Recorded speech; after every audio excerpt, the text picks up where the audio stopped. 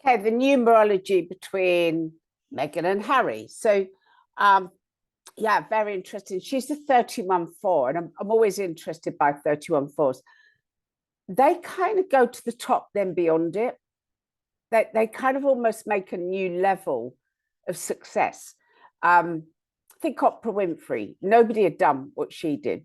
That where she came from, and apparently she was very, very poor, and to become probably the most powerful woman in America. I mean, Paul McCartney is in a pop group. Dolly Parton, out of all the country and western singers, she's got her own theme park. You see how they go to the top, then they kind of make a new level. I think one of the problems Meghan's got is top job's gone, isn't it? Can't have it. Can't have it, not unless something terrible happens along the way. You're not gonna happen. So a 31-4, that's not going to go down too well.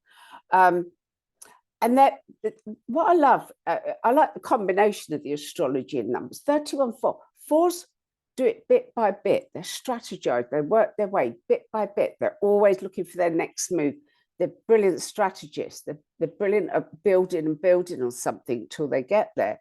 And being a Leo, she's got all that oomph, that fire behind her. So that's very interesting. Now, Harry boy, our Virgo, 37-10-1. So really, number one, they're not team players. I don't think they should even try and be team players.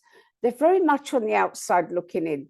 They need to be the boss. So both of these two need to be the top dog. I think what they need to do is go and find a country where they can both be the top dog.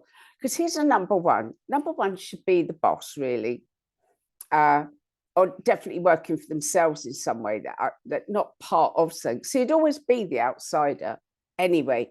Being a Virgo, he would overthink things and wind himself up somewhat. Number one, number 37-10. I can see why they've wanted to start their own empire. I can see why they do that because it's something they can build. Him particularly would want to be in control of a business or whatever they're doing for career. He'd want to be in control, the boss. So that would appeal. Yeah, it's interesting. Yeah, interesting. I can't see these. I don't see these two as a good match in career. I can see the love match. I can see them as a couple from my previous video, but at a business match, no, they're going to be coming in at different angles. She's going to be the builder and strategist. He's going to want to run. So I don't know. I'm just not feeling it. To me, I don't see them. They should make a great team, but I don't feel they will. What's interesting is Meghan right now is at the end of a cycle. Next year starts a whole new cycle for her. So some new opportunities will come up. That doesn't mean for both of them either. So it'd be interesting to see if some opportunities come up just for her and she takes them. That's very interesting. And Harry next year goes into a 4-year, which is for him is the year when